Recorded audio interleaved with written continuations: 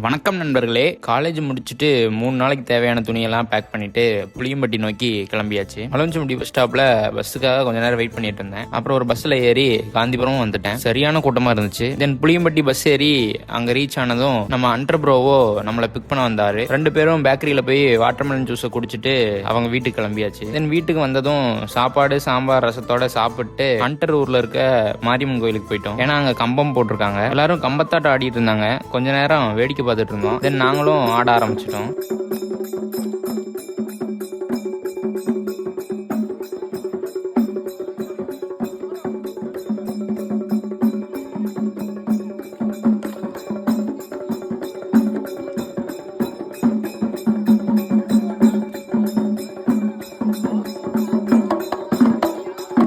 ஆடி முடிச்சுட்டு அண்டர் வீட்டில் தான் இன்னைக்கு ஸ்டே. ரொம்ப சிம்பிளான காணொலி தான் இது. நன்றி.